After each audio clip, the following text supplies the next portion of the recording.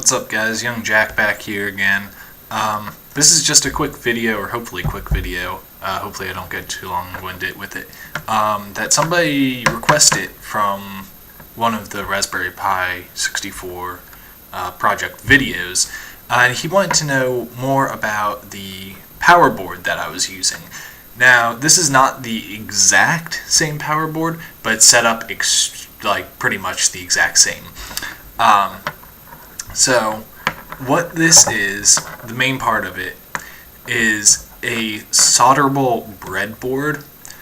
For those of you who don't know, a breadboard is sort of, it's normally white, it comes in varying sizes, and it's a prototype board for electronics, so you just sort of like poke the electronics in, and you poke some wire in and make connections and test circuits that way.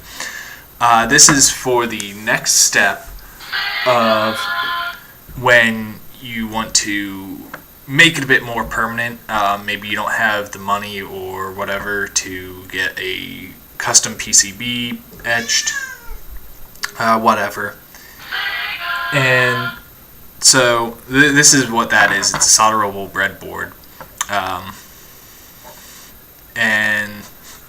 So the way a breadboard works is you have these tracks.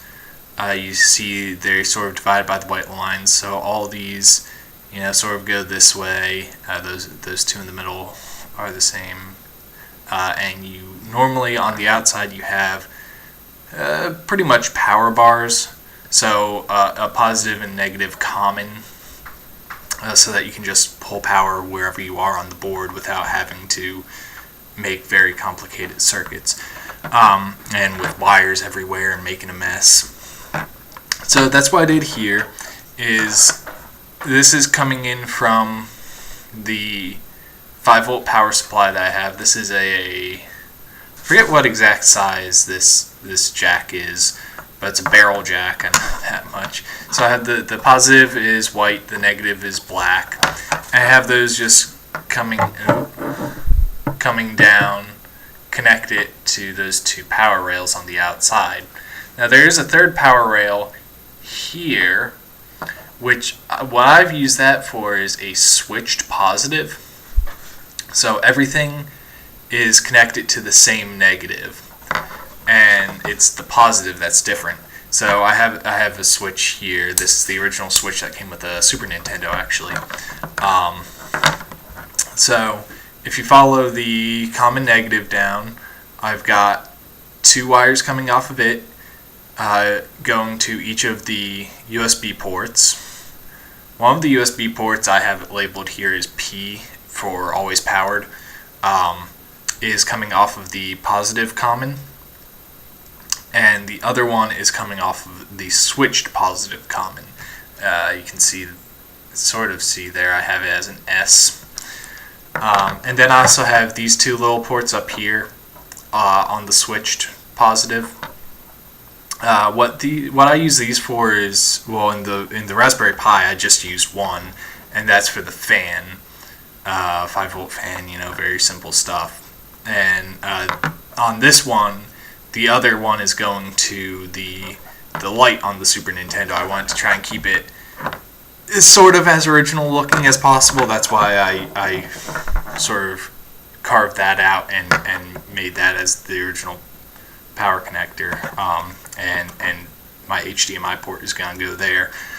But so it's going to the front LED. That's what the second one goes to. Like I said, very simple stuff. There's one thing that I would suggest you do if you do something like this yourself. You can find on Amazon, they're called breadboard jumpers. And they sort of look like staples with a little bit of insulation on the top, and they come in varying lengths. And you can just sort of poke them through the holes to make connections so that you don't have sloppy wiring like this.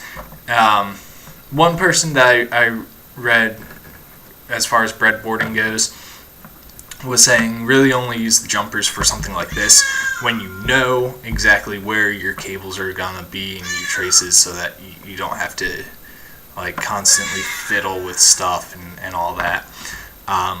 So if you want to test out your own breadboard first, I might suggest getting an actual breadboard and then going to the solderable. I sort of knew how I wanted things laid out already, so I just went straight for this. So that's one suggestion that I would make. Get those jumpers, because those jumpers will make everything look so much neater. The only other thing that I have to say with this is there is a design out there, you know, there's probably several designs that you can actually make this switch so that it will sort of be switched by the Raspberry Pi GPIO pins once it's on. So with those, it's sort of like a momentary button thing. You know, you push it or hold it down for 5 seconds or so, and the Pi boots up, and you know, all that gets going. So you could try doing something like that. I might upgrade these to that at one point. I don't know. But until then, this is just, I just went simple. It's really, really simple. So I hope you guys learned something from this. I hope you can make it yourself. And I'll talk to you later.